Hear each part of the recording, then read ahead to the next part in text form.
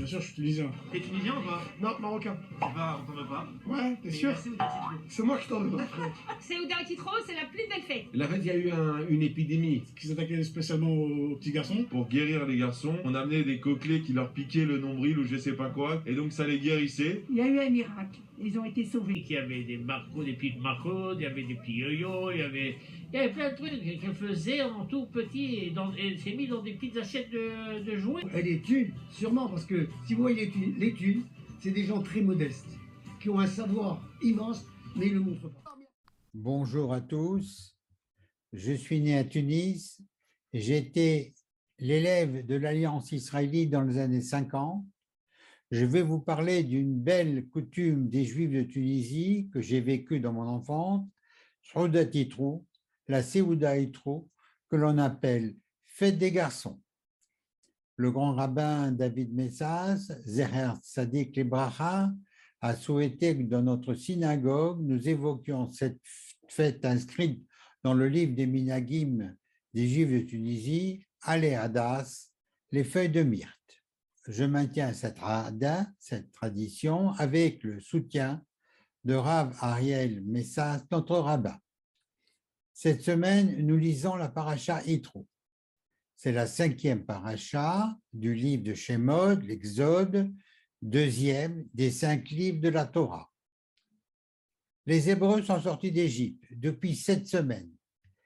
L'événement est fondateur du peuple juif. Ils ont traversé à sec la mer des Joncs. Le vendredi soir, dans l'arrêtation du Kiddush, nous remercions Hachem de nous avoir fait sortir d'Égypte, Zecher, Litziat Misraïm. Le 3e mois, le 6 Sivan, un Shabbat, le peuple hébreu est tout entier rassemblé au pied du mont Sinaï. Nous avons accepté le contrat, Naaseh V'nishma, nous ferons et nous comprendrons. Asher Bahar Benu Mikol Ha'amim, Dieu nous a choisis parmi les nations.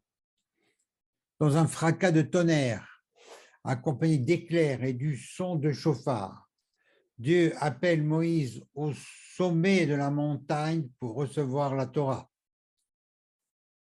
La Torah est une belle histoire, mais surtout un enseignement où toute l'humanité vient puiser. Cette paracha est la plus courte, mais la plus dense. Elle est exceptionnelle, elle est essentielle pour le judaïsme. Elle raconte la remise de la Torah au peuple hébreu. Le jeudi de la semaine de la paracha Yitro.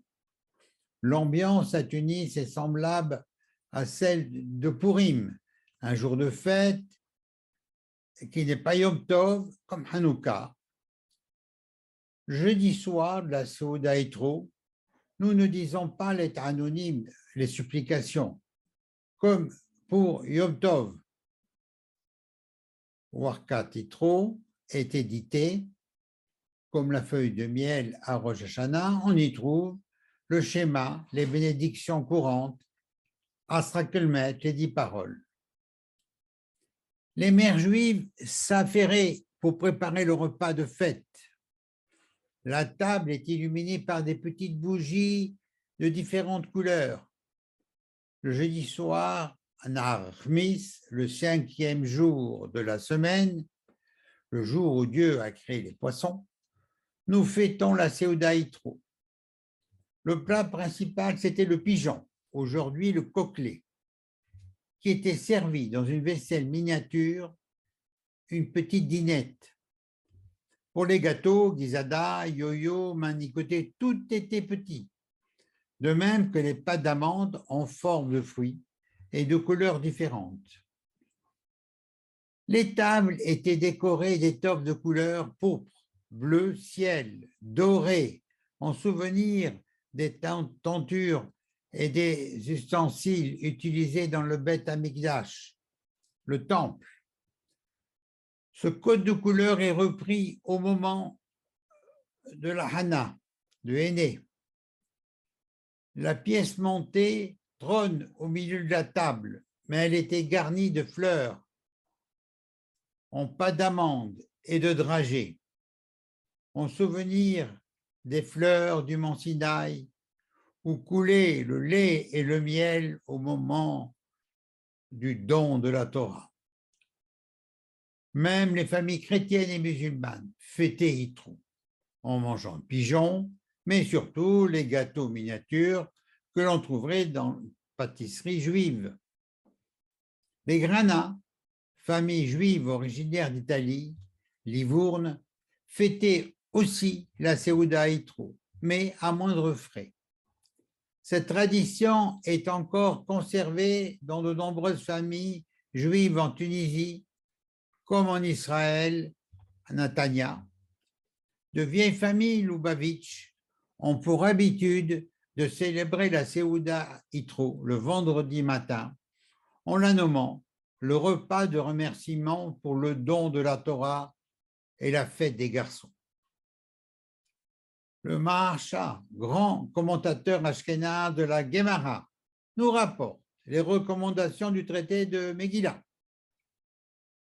La semaine de la Parasha Yitro, le jeudi soir ou le vendredi, il est bon de partager un repas afin de remercier l'Éternel pour le don de la Torah.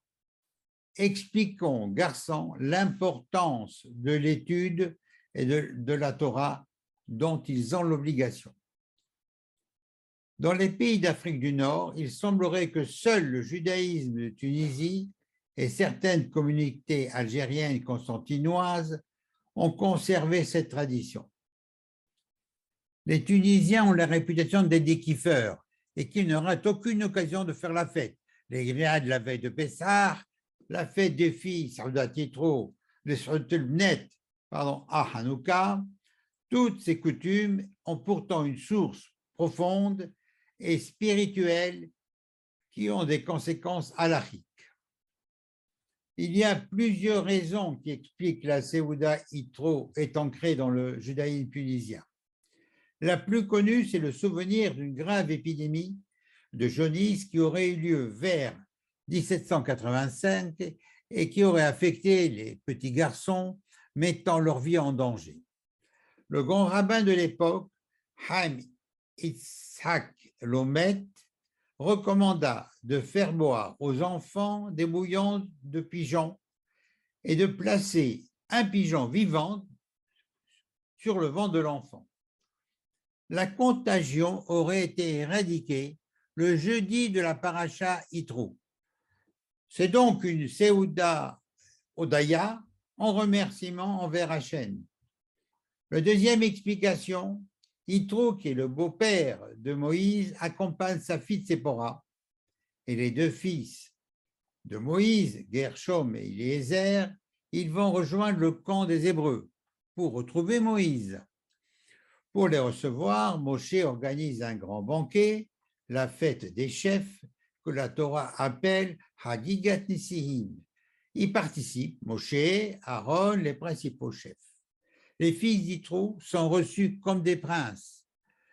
C'est ainsi là l'origine de la fête des garçons. Toutes ces explications sont complémentaires. La troisième raison est certainement la plus authentique et la plus vraisemblable. Yitro est donc la paracha du don de la Torah, Matan Torah et des 613 commandements. En Tunisie, les jeunes garçons vont pour la première fois à la synagogue pour écouter les 10 commandements.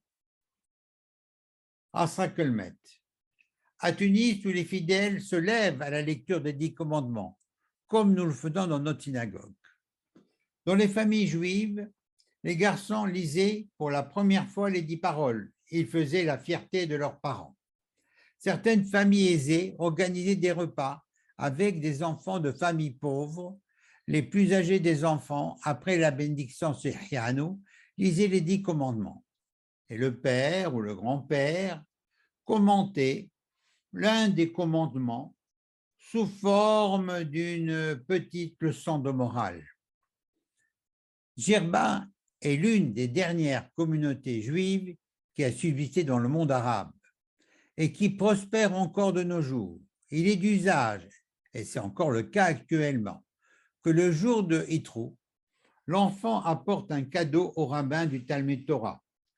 Il ne s'agit pas d'un coteau somptueux, mais d'un cadeau symbolique, à la mesure de l'enfant, même des plus pauvres.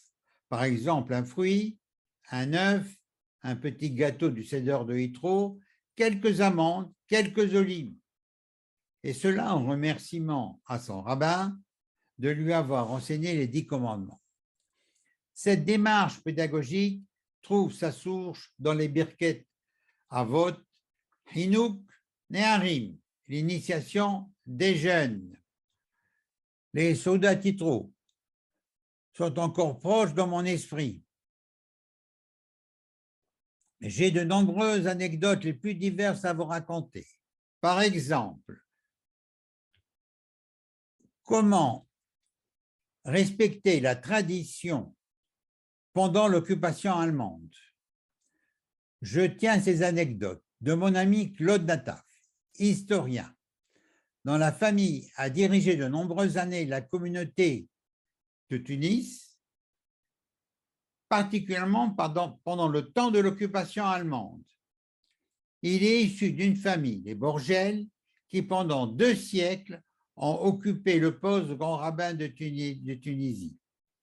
Je rends hommage à mon père, Youssef Hazan, ma mère, Suzy Hazan Bat Cohen, Zikrodom Lebracha. Je dédie cette étude sur la Séouda Yitro à Isaac, Esther, Aaron, Raphaël, Solal, Naomi, Gabriel, Joseph et David. Hag Sameach. אנוכי אדוני אלוהיך אשר הוצאתיך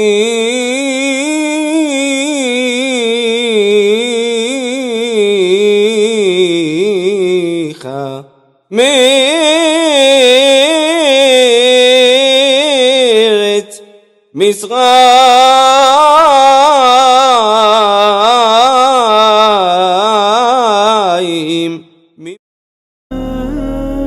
أليم عبور